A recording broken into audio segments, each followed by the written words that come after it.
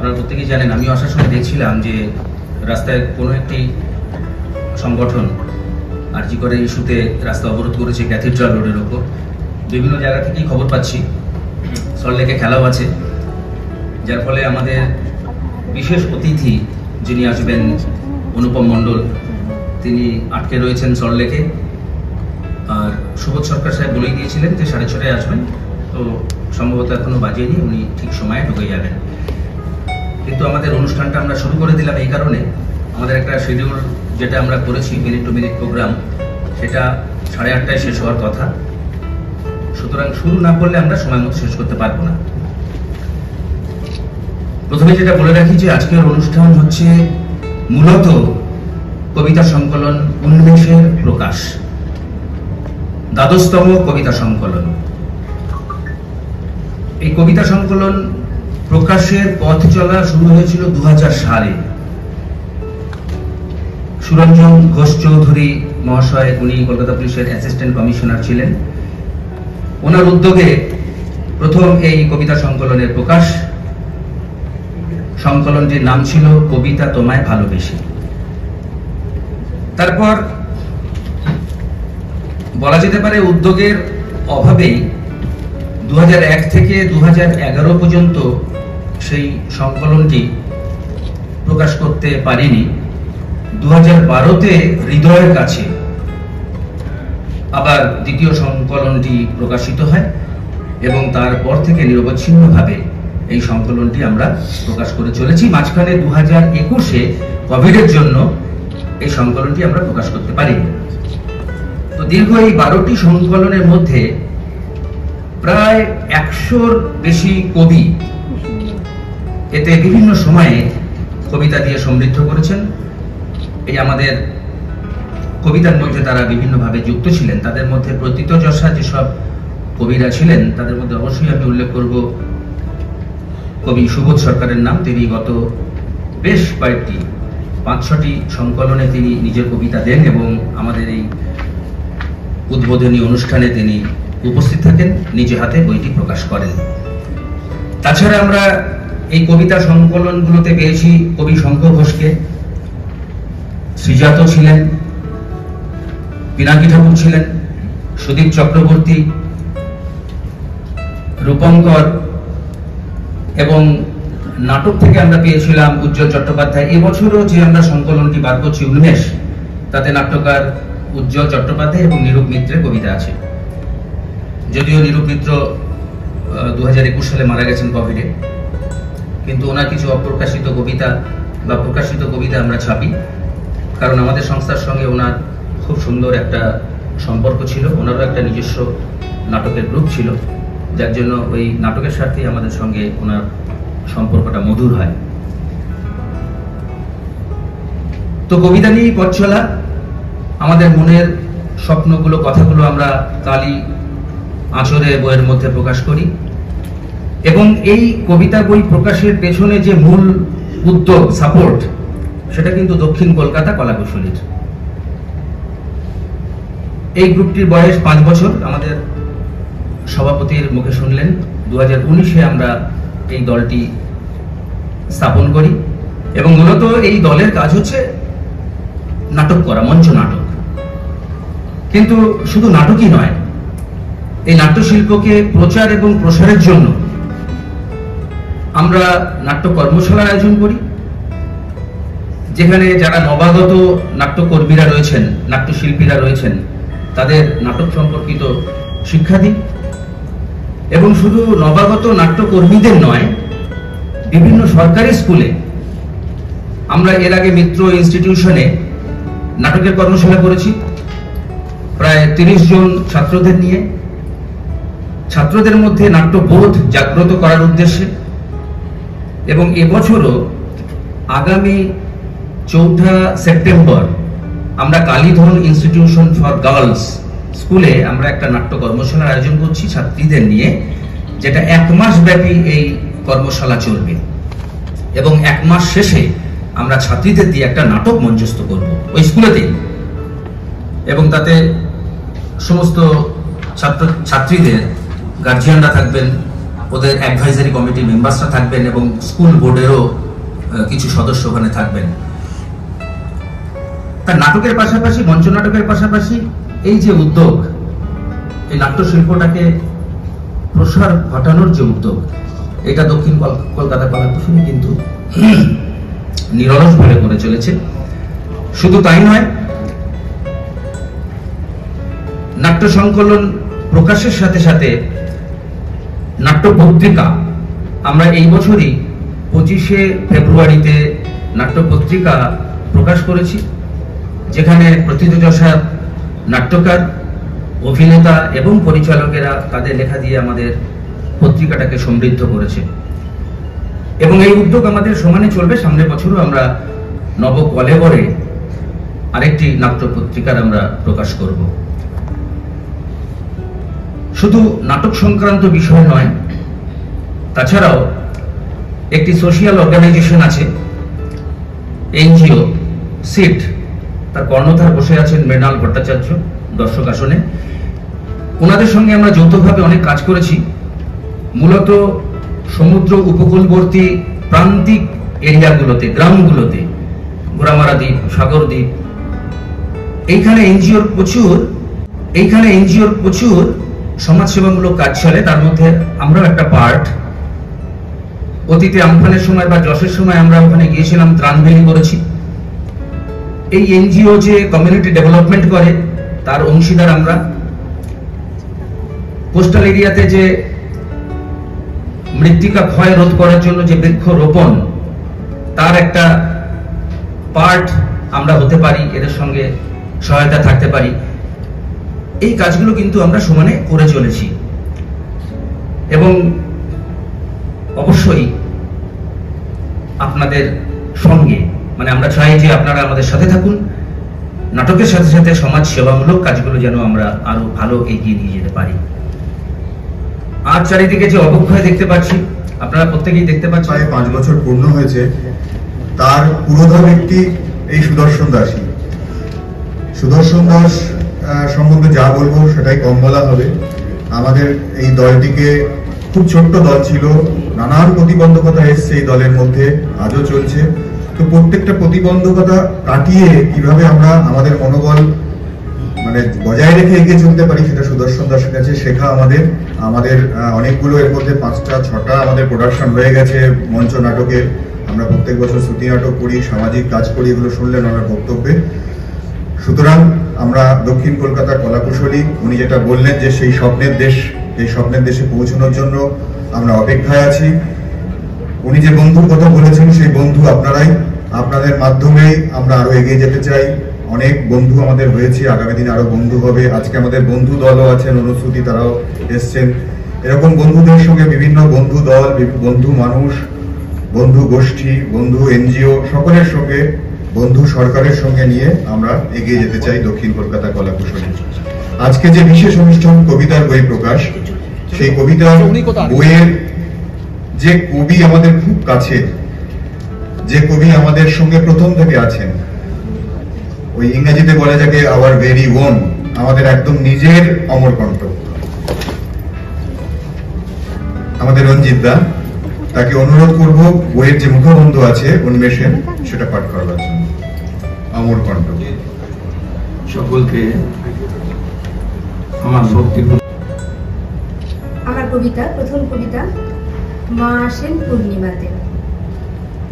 সন্ধ্যা হলে চারিদিকে যখন শঙ্খধ্বনি বাজে, ফিরে যায় সেই ছেলেবেলায়, মন লাগে না কাজে। স্মৃতির ওই আলো আঁধারিতে দেখি মায়ের ছবি। মা বলছেন, আমি প্রদীপ দেখাই, তুই শাঁখ বাজিয়ে দিলি। আলতা রাঙা পা দুটি তার আর যায় না দেখা। মা বিনা এই জগৎ যেন লাগে ফাঁকা ফাঁকা। মা গিয়েছেন বহু দূরে, না ফেরার ওই দেশে। শুধু পূর্ণিমার মধ্যরাতে আসেন মা আলোর বেশে। জ্যোৎস্না মাখা চাঁদের সাথে অনেক কথা বলি। কখন যেন মা এসে কন, আমি তবে চলি। ছুটতে গিয়ে মার আঁচলে দুজনেতে ওই বিজনে তাকে অনেক প্রশ্ন করে চলি। মা তখন জ্যোৎস্না ভেজা চুল সরিয়ে আমার গলা জড়িয়ে ধরে দু চোখ তার জলেই ছলছল। স্নেহ চুম্বনে ভরিয়ে দিয়ে বলতেন আমায়, একটু ঘুমো দেখি। আর তো আমি ঘুমাবো না মা, জানি সুযোগ বুঝে আমায় দেবে ফাঁকি। এত চেষ্টাও যায় বিফলে, যে সকালে আঁখি মেলে দেখি তার অনুপস্থিতি। মা আবার পূর্ণিমাতে আসবেন জানি, মনকে বোঝায় তাই। নিত্যদিনের কর্মতে আবার তাই তো লেগে যায়। কবি চুমকি সরকারকে সমর্থিত করবার জন্য অনুরোধ করছি অনুপম মণ্ডল মহাশয়কে, বিশিষ্ট সমাজসেবী। শরতেরই কাশফুলের দোল শোনায় আগমনীর গান। দোয়েল শ্যামা গান গেয়ে যায় আপামর জনতার উল্লাসিত প্রাণ। হলুদ সাদা চাদর পাতা বাগানের মাটির পরে, পদ্ম ফুলও করে ঢোলাঢুলি, সোনা রোদে ভুবন ভরে। নিয়ম করে চক্রাকারে ভুবন করতে আলো, প্রকৃতির কোনো খামতি নেই, মানুষগুলোই শুধু বিগড়ালো। কত আনন্দ এই সময় মনে, তবু তবু বসুমাতা কেন কাঁদছে? স্কুল থেকে যে ছেলেটি ফেরেনি, ধর্ষিতা মেয়েটি জঙ্গলে পড়ছে। ধর্ষিত আজ সমাজ সংসার, ধর্ষিত আজ গোটা দেশ। বাবার কোলের ছোট্ট শিশুটিরও নেই নিরাপত্তার রেশ। টাকার থলি বগলে চেপে চাকরি দেওয়ার লোক, সেই ফাঁদেতেই পা দিয়েছে অসহায় শত শত লোক। চোরের রাজত্বে চোরের বাজারে লজ্জা কি চুরি করতে? আয় আয় যত মন্ত্রী শান্ত্রী, লুটে নে, লুটে পুটে নে পেট ভরতে। পরের কারণে স্বার্থ দিয়া বলি, এ বাক্য না হয় বইয়েতেই থাক। গাড়ি বাড়ি টাকায় ভরে থাকবো নিজে, অন্যের ভাবনা দূরে যাক। ধন্যবাদ।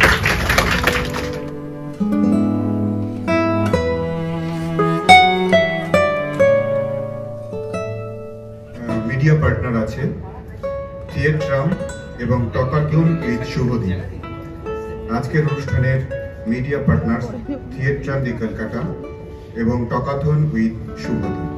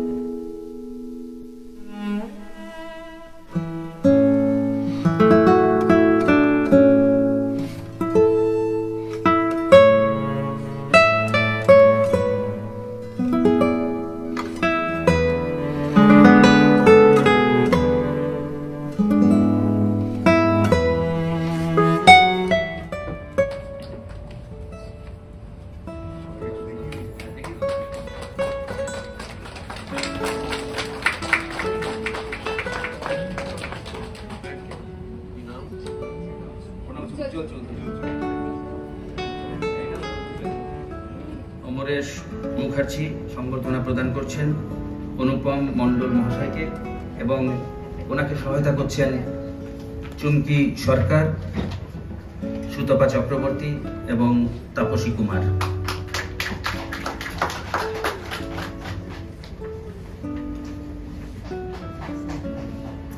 স্যার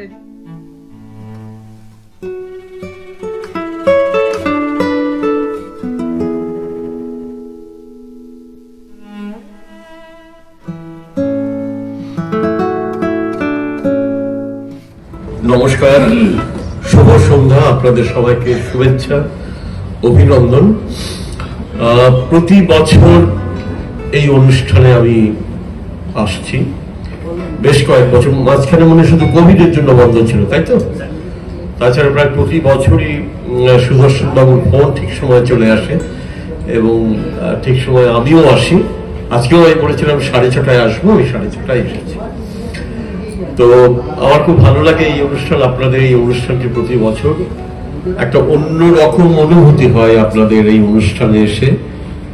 এই দক্ষিণ কলকাতা কলা কুশলী এই নামে যে দল, সেই দলের পরিচালনায় এই যে প্রতি বছর একটি বাৎসরিক অনুষ্ঠানের আয়োজন আপনারা করেন, এটি অত্যন্ত আমি বলবো মনোজ্ঞ একটি অনুষ্ঠান।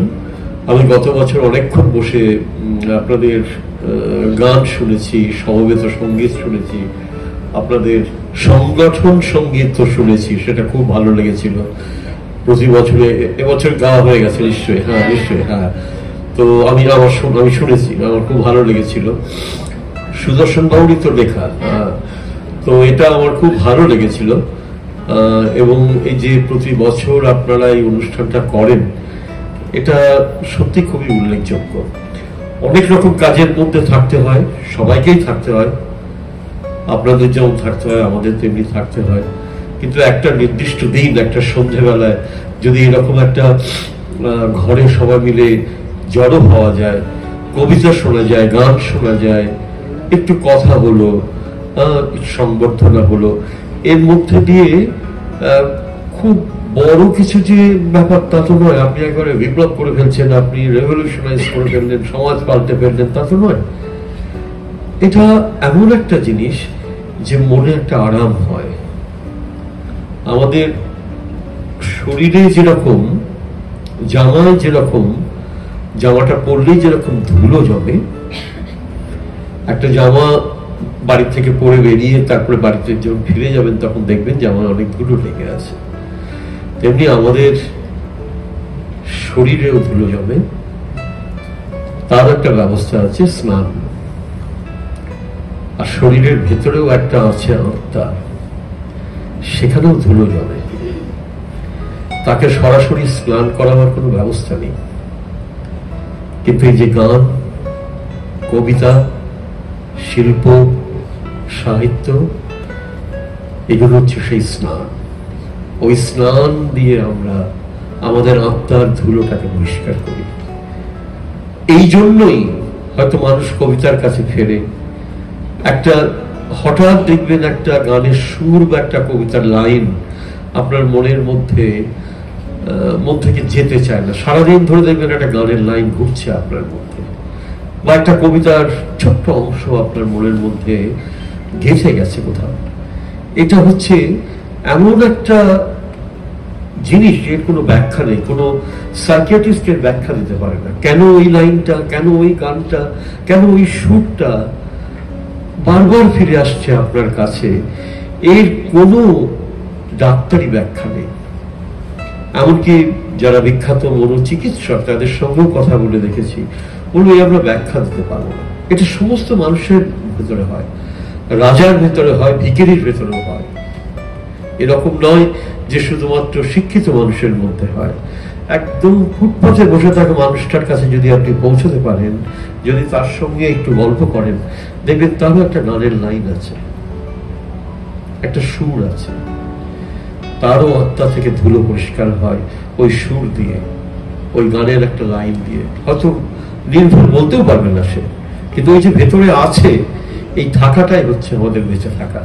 সুতরাং আমাদের সারা দিনের অনেক রকমের ক্লান্তি, সারা রকমের অনেক রকমের কাজ, অনেক ভালো কাজ, অনেক খারাপ কাজ, অনেক মধ্যমেধার কাজ, এই সব নিয়ে আমাদের থাকতে হয়।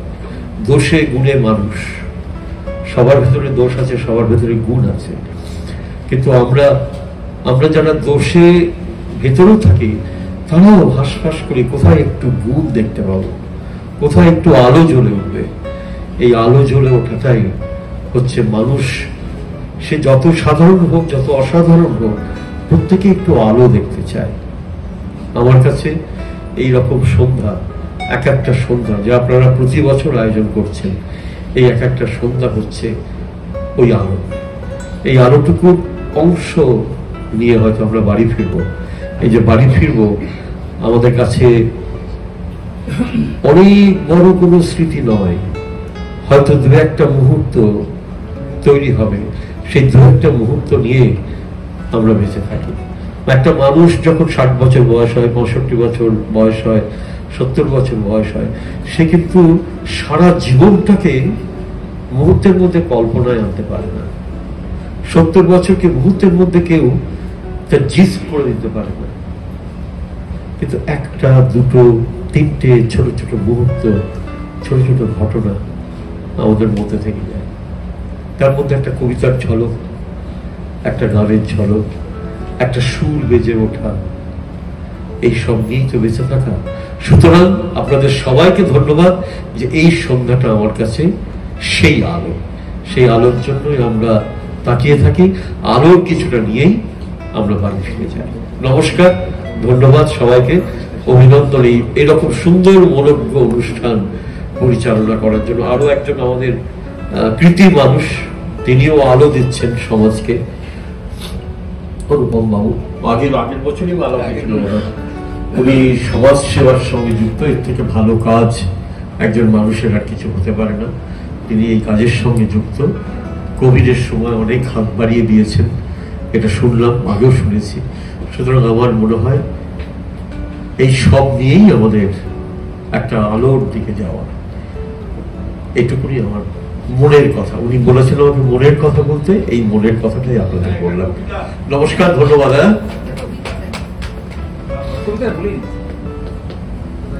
কবিতা উনি বলেছেন আমাকে,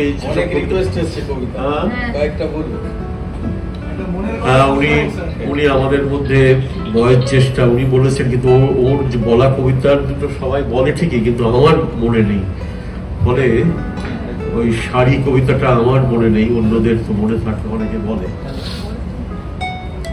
আমার মনে আছে এরকম একটা কবিতাই শোনাই, হ্যাঁ আমার স্মৃতিতে আছে, মনে হয় আগের বারও শুনিয়েছিলাম, আমি যে মনে করতে পারছি না শুনিয়েছি, কারণ এই মঞ্চে মানে এই হলে এই কবিতাটা আমি বহুবার শুনিয়েছি বহুজনকে। মণিপুরের মা, আগেরবার মণিপুরের মা বলেছিলাম। আচ্ছা, তাহলে সেটা বলছি না, আর একটা বলছে। হ্যাঁ, থ্যাংক ইউ, আপনার মনে আছে মণিপুরের মা বলেছিলাম। আচ্ছা, এই কবিতাটা আমি লিখেছিলাম তাও 28 বছর হলো, এবং আমার ছোটবেলার মাস্টার মশাইকে নিয়ে লেখা, যিনি আত্মহত্যা করেছিলেন। কেন করেছিলেন কবিতাটা শুনলেই বুঝতে পারবেন। কবিতাটার নাম ঘুষ। রবীন্দ্র রচনাবলীর 9ম খণ্ড দিয়ে চাপা দেওয়া একটা সুইসাইড নোট, ছেলেকে লেখা। লিখে হাতে ব্রেক নিয়ে বাথরুমে ঢুকেছিলেন মাস্টার মশাই। দুপুরবেলা কাজের লোক দরজার তলা দিয়ে রক্ত আসছে দেখে চিৎকার করে ওঠে। ছেলেকে লেখা এই তার প্রথম এবং শেষ চিঠি। অরণি, আমি বিশ্বাস করি সন্তান পবিত্র জলের মতো, যদিও তোমার সঙ্গে আমার সম্পর্ক ভালো নয়, তবুও তোমাকে লিখে রেখে যায়। গত 2 বছর তোমার মায়ের চিকিৎসা বাবদ আমার যৎসামান্য সঞ্চয় আপাতত নিঃশেষিত। চিকিৎসার ব্যয়ভার আমি আর নিতে পারছিলাম না। জীবনে তোমার টাকা ছুঁইনি, মনেও ছোঁব না। আমি আজীবন ছাত্র পড়িয়েছি, জ্ঞান তো কোনো অন্যায় করিনি। গত মাসে আমার স্কুলে এক অভিভাবক এসে ঝুলোঝুলি করেন তার ছেলেকে দেওয়ার জন্য। আমি প্রথম দিন ফিরিয়ে দিই, দ্বিতীয় দিন ফিরিয়ে দিই, তৃতীয় দিন পারিনি। তিনি আমাকে একটা মোটা খামে 30,000 টাকা দিয়ে চলে যান। সেই টাকায় এই মাসে তোমার মায়ের চিকিৎসা চলছে। জানি না তিনি কোনোদিন বাড়ি ফিরবেন কিনা। ফিরলে বলো, পৃথিবীতে আমার বেঁচে থাকার অধিকার চলে গেছে। ইতি বাবা। যখন সারাটা দেশ দাঁড়িয়ে আছে ঘুষের টাকার উপর, তখন রবীন্দ্র রচনাবলী দিয়ে চাপা দেওয়া একটা সুইসাইড নোট।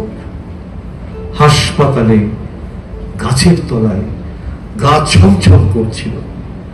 এগিয়ে গেলাম, সাদা কাপড়ে ঢাকা মাস্টার মশাইয়ের দিকে, একটু বেরিয়ে থাকা পা দুটোর দিকে, ওই একটু বেরিয়ে থাকা পা দুটোই যেন ভারতবর্ষের শেষ মাটি।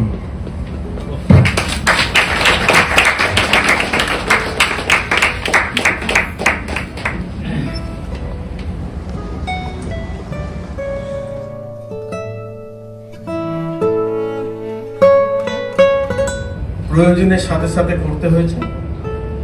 তো আমার যেটা বক্তব্য সেটা হচ্ছে যে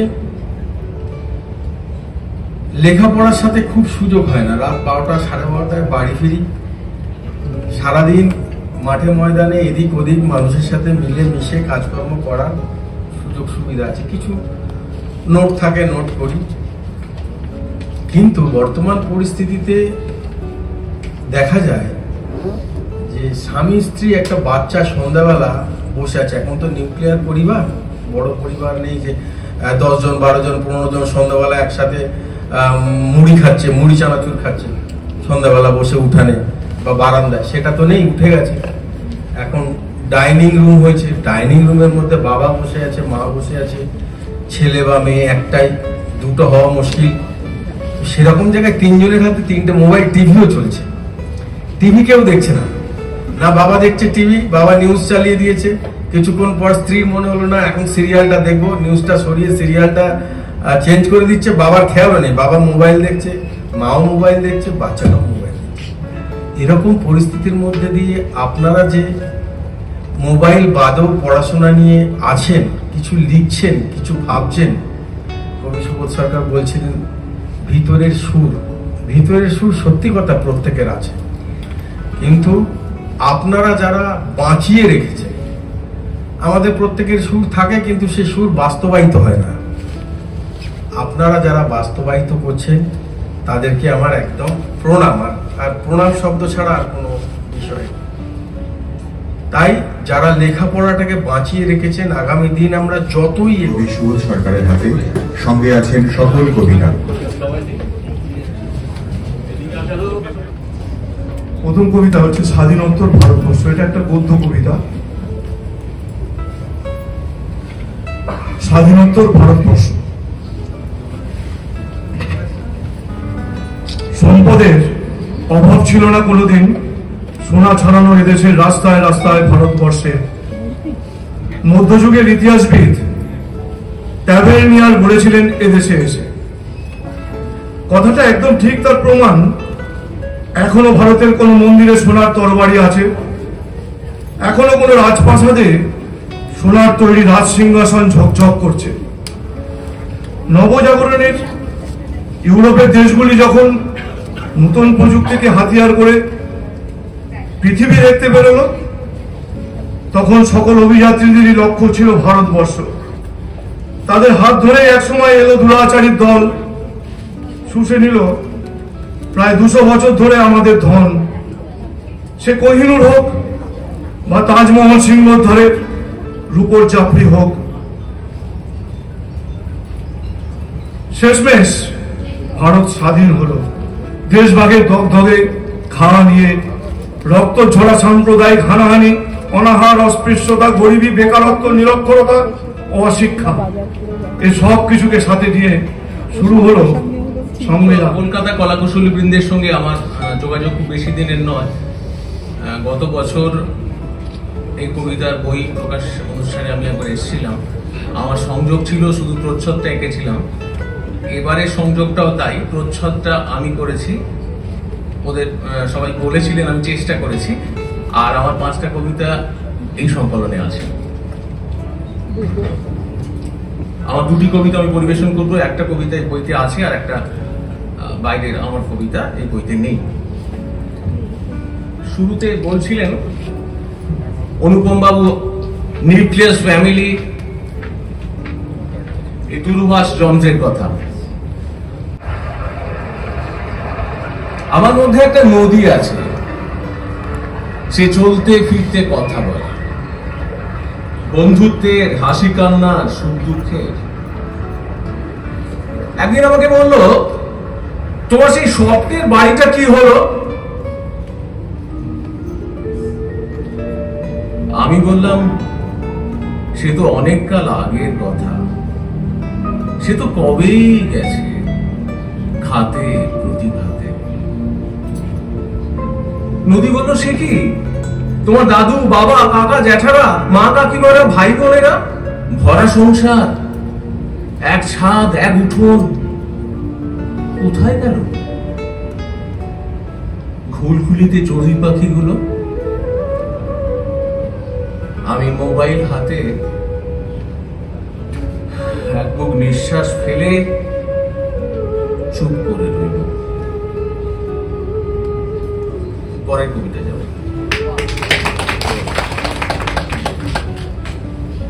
পরের কবিতায় মানে আমরা যেহেতু প্রতিষ্ঠিত কবি নই, মানে চেষ্টা করি কবিতা লেখার, তাই কবিতার সঙ্গে কবিতার অনুষঙ্গগুলো একটু বলে দিতে হচ্ছে, যেটা বিশিষ্ট কবিদের লাগে না, কবিতাতেই সবকিছু বলা হয়ে যায়। তো এই সাহায্যটুকু আমি নিচ্ছি আর কি। কবিতার নাম পিকনিক ক্যান্সেল। এটার নেপথ্যে যে ঘটনা, এটা সত্যি ঘটনা। আমি আমাদের ব্যাচে প্রতি বছর একটা করে গেট টুগেদার হয়, মানে আমাদের ফ্যামিলি নিয়ে। তো আমরা প্রতি বছর একটা করে জায়গা পছন্দ করি, সেখানে আগে দেখে আসি এবং তারপরে সেখানে গেট টুগেদারটা হয়। মানে আমাদের ফ্যামিলি নিয়ে পিকনিক, আমাদের সবাই মিলে। তো সেই পিকনিকের একটা ঘটনা, পিকনিক ক্যান্সেল।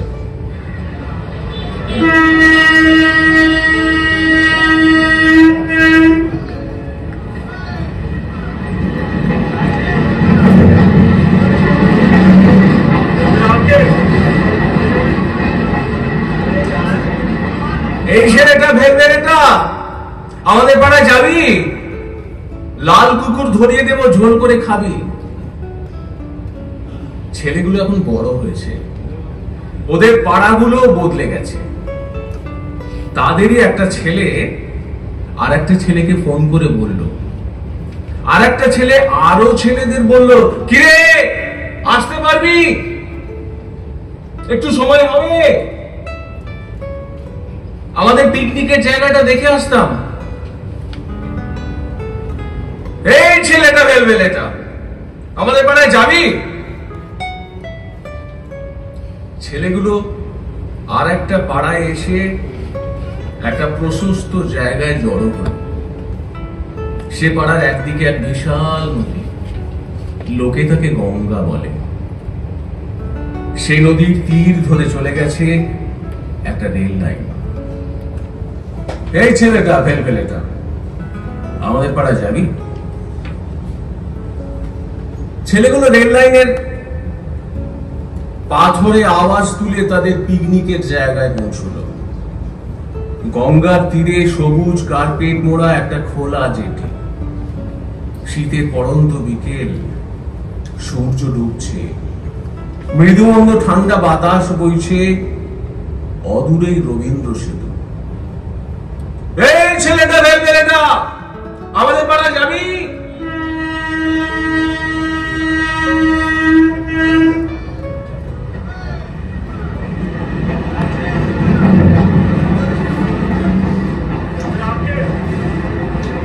ইতিমধ্যেই একটা দুটো ট্রেন চলে গেল।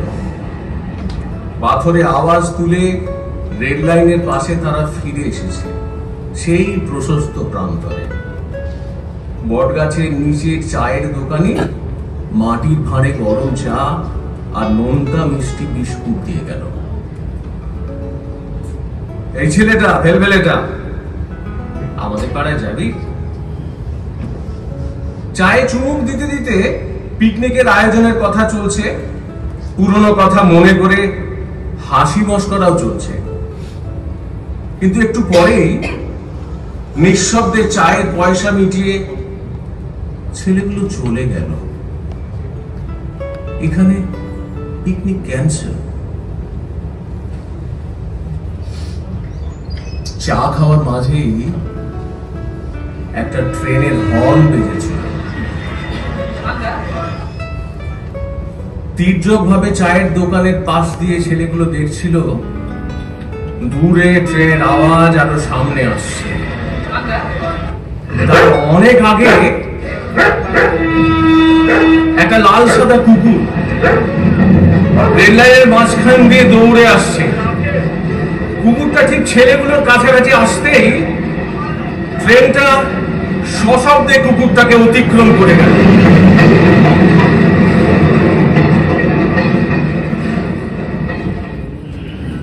ধর মাথা আলাদা হওয়া কুকুরটা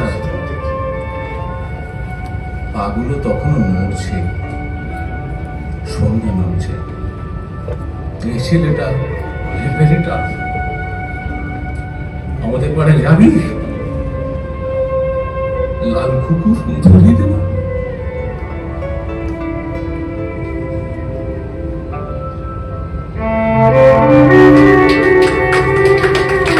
যে কোনো অপমৃত্যু মানুষকে স্তম্ভিত করে, অনুরণিত করে।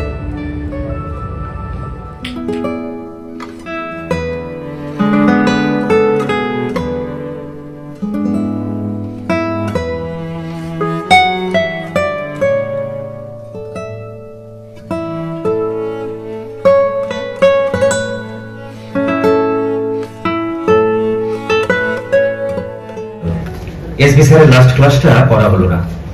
এসবি স্যারের ক্লাস করলে তো আর আমার সাথে দেখা হতো না। আমার দরকারই তোমায় ডেকেছি, বুঝলে?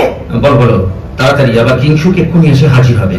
লাস্ট ক্লাসে প্রেজেন্ট ছিলাম না, ভাবলাম তোমার সাথে ওখানে দেখা হবে। তোমার গ্রুপ দেখা হয়ে গেছে? হ্যাঁ হয়ে গেছে, সামান্য কারেকশন ছিল, করে এসেছি। কিংসুক তুই 1986 ঠিক ধরেছিস অসীম। যৌবনে চোখের জ্যোতি আর মেধা দুটোই প্রখর থাকে। হ্যাঁ, তোর বাবা মারা গেলেন, তুই ফাইনাল পরীক্ষা না দিয়ে বর্ধমানে চল। এত দিনের কথা তোর এখনো মনে আছে? আরে বাবা, তুই ছিলি কলেজের সবচেয়ে তুই যে মানে চরিত্র, তোর চরিত্র, কারণ তুই তেমন পড়াশুনো, ছাত্র ইউনিয়ন, কবিতা লেখা, প্রেম, তেমন তার রূপ, তোর রূপ।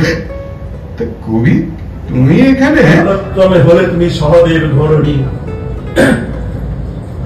তোমার জঠরে স্থান দিলে তুমি, তোমার স্পর্শে ধন্য হলাম আমি। ওগো মোর স্নেহময়ী জননী। আর কি আছে আপনার? কাকা ছাড়া আর কেউ নেই। তাহলে এখন থেকে আপনি এখানেই থাকবেন, তাই তো? আর কোথায় যাবো বলে?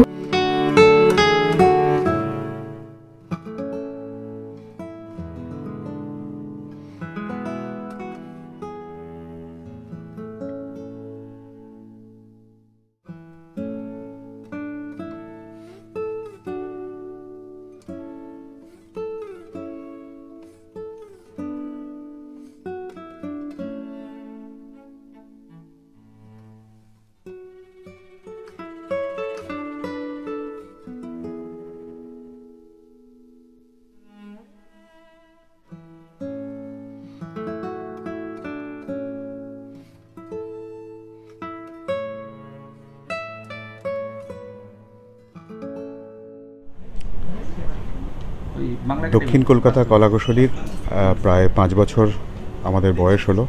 দক্ষিণ কলকাতা কলাকুশলীর আজকের অনুষ্ঠান কবিতা সংকলন প্রকাশ ও শ্রুতি নাটক আছে। শ্রুতি নাটক আমাদের দলের যারা সদস্য আছেন তারা করবেন, এবং একটি ইনভাইটেড দলও আমরা আছে, আমন্ত্রিত দল অনুশ্রুতি, তারা করবেন। আমাদের কবিতার যে বই প্রকাশ হবে, সেই কবিতার বই প্রকাশে অনেক কবিরা ইতিমধ্যে উপস্থিত হয়েছেন, আরও কেউ আসবেন। আমরা উদ্বোধন করবেন আমাদের এই কবিতার বইয়ের কবি সুবোধ সরকার, এবং আরও বিশিষ্ট অতিথিরা থাকবেন।